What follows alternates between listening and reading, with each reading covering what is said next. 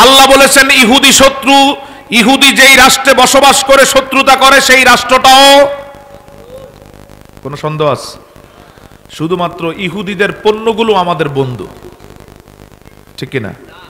হ্যাঁ, ইহুদিও শত্রু, তার রাষ্ট্রও শত্রু, তার পণ্যগুলো আমাদের বন্ধু, ঠিক না? এখানে তো না বলতেছেন, কিন্তু দোকানে গেলে প্রথমেই তো বলেন আমারে কোকো কোলা দাও, আমারে পেপসি দাও। কেএফসি রেস্টুরেন্টে আগে ঢুকেন, ইউনিলিভার প্রসাধন ছাড়া আপনার চলে না। লাইফ বয় লাক্স আপনার প্রথম চয়েস, সানসিল্ক শ্যাম্পু ছাড়া আপনি চলতে পারেন না। একটা বার বিবেককে প্রশ্ন করেন নাই, এই যে প্রসাধনী পণ্যগুলো আমি কিনছি আমার টাকার লভ্যাংশ দিয়ে, এই শত্রুপক্ষ আমার নিরীহ ভাইদেরকে হত্যা করছে।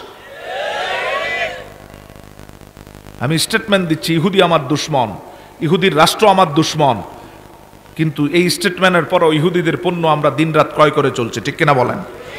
তার ব্যাংকে আমি আমার টাকা পাঠাচ্ছি এই পণ্য ক্রয় করার মাধ্যমে।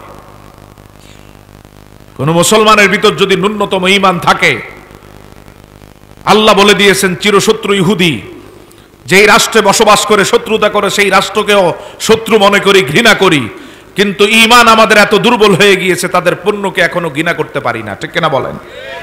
ঈমানের দাবিতে আল্লাহকে সন্তুষ্টি করার জন্য সিদ্ধান্ত নিবেন। ইহুদি কোরআনের স্টেটমেন্ট অনুযায়ী শত্রু, ইহুদির রাষ্ট্র শত্রু। ঈমানের দাবিতে আজ থেকে আমরা ইহুদিদের পণ্যকে বয়কট করে শত্রু মনে করব, ঠিক কিনা বলেন? আমার টাকায় কি ঈদের দিন, কি রমজানের সাহারিতে, কি রমজানের ইফতারিতে, কি সকাল সন্ধ্যায় নিরীহ ফিলিস্তিনের ছোট ছোট শিশুদেরকে হত্যা করে চলছে, ঠিক কিনা বলেন? কোন মুসলমান এই সমস্ত সন্ত্রাসী এবং শত্রু রাষ্ট্রের কোন পণ্য কিনে তাদেরকে শক্তিশালী করতে পারে?